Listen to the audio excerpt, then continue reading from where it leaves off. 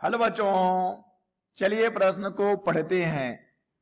एक दीवार घड़ी में समय बताने के लिए ऊर्ध्वाधर स्प्रिंग द्रव्यमान निकाय का उपयोग किया जाता है।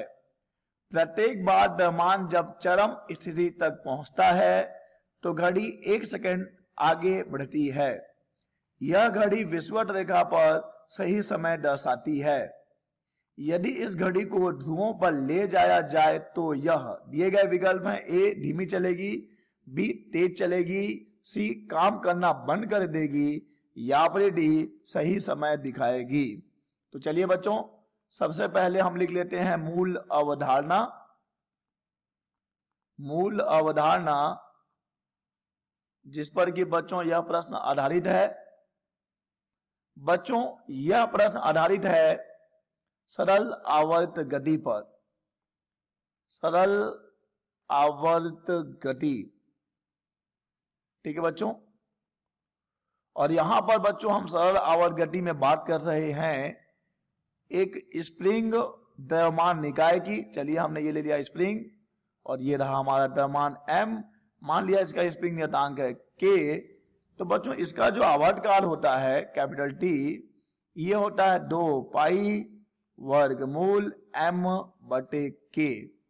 बच्चों इस प्रश्न का सही विकल्प चुनने के लिए हम इसी सूत्र का उपयोग करने वाले हैं।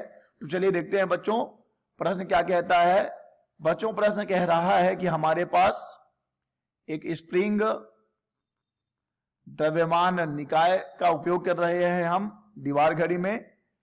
बच्चों यह विषुवत रेखा पर सही समय बता रही है।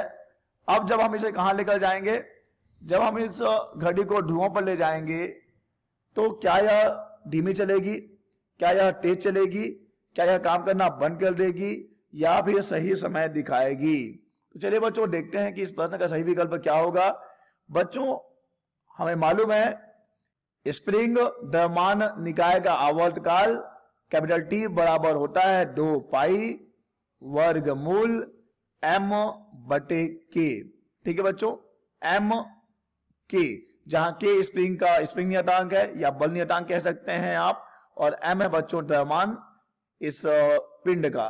तो बच्चों हम देख रहे हैं कि आवर्त काल केवल और केवल निर्भर कर रहा है m पर, यानी इस पिंड के द्रव्यमान पर और स्प्रिंग के नियतांक पर। तो बच्चों जब हम अपने इस स्प्रिंग द्रव्यमान निकाय वाली घड़ी को ध्रुवों पर लेकर जाएंगे तो स्प्रिंग नियतांक में कोई परिवर्तन नहीं होगा, द्रव्यमान में भी हमने कोई परिवर्तन नहीं किया है, अतः बच्चों आवर्त काल में भी कोई परिवर्तन नहीं होगा। अतः हमारी घड़ी क्या बच्चों सही समय ही दिखाएगी। तो अतः बच्चों इस प्रश्न का सही विकल्प हो जाएगा डी, सही समय दिखाएगी। आशा करते हैं बच्चों आपको समझ आया होगा। धन्यवाद।